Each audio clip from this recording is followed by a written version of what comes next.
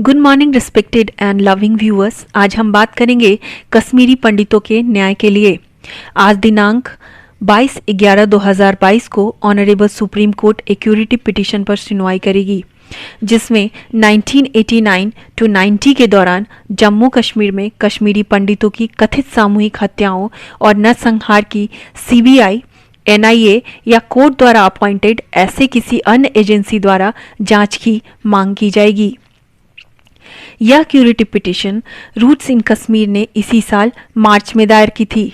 यह curative petition इसलिए दायर की गई थी क्योंकि ऑनरेबल सुप्रीम कोर्ट ने इस मामले पर पहले 24 जुलाई 2017 को रीट पिटीशन को खारिज कर दिया था और रीट पिटीशन को खारिज करने के आदेश के खिलाफ जो रिव्यू पिटीशन दायर किया गया था उसको भी बाद में 25 अक्टूबर 2017 को खारिज कर दिया गया था।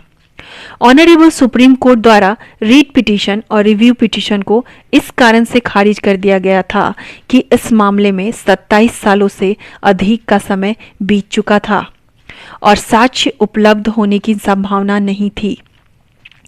ऐसे में कश्मीरी पंडितों के पास न्याय पाने की आखिरी उम्मीद क्यूरेटिव पिटीशन ही है। आइए जानते हैं क्या है curative petition. Honourable supreme court कानून से संबंधित सभी विवादों को निपटाने के लिए हाईएस्ट एपेलेट बॉडी है और इसका निर्णय फाइनल और सभी पार्टियों पर बाइंडिंग होता है। अगर पीड़ित पक्ष ऑनरेबल सुप्रीम कोर्ट के आदेश से संतुष्ट नहीं है तो वह कॉन्स्टिट्यूशन के आर्टिकल 137 के तहत रिव्यू पिटीशन दायर कर सकता है। ऐसे में सवाल उठता है, जब ऑनरेबल सुप्रीम कोर्ट के फैसले या आदेश के खिलाफ दायर रिव्यू पिटीशन खारिज हो जाती है तो क्या कोई ऐसा मैकेनिज्म है जहां पीड़ित व्यक्ति ऑनरेबल सुप्रीम कोर्ट के रिव्यू पिटीशन खारिज करने के आदेश के खिलाफ किसी भी राहत का हकदार हो? क्यूरेटिव पिटीशन जुडिशियरी द्वारा डिराइव किया गया ऐसा ही एक मैकेनिज्म है जो न्याय पाने के लिए लिटिगेंट्स के लिए आखिरी उम्मीद मानी जाती है।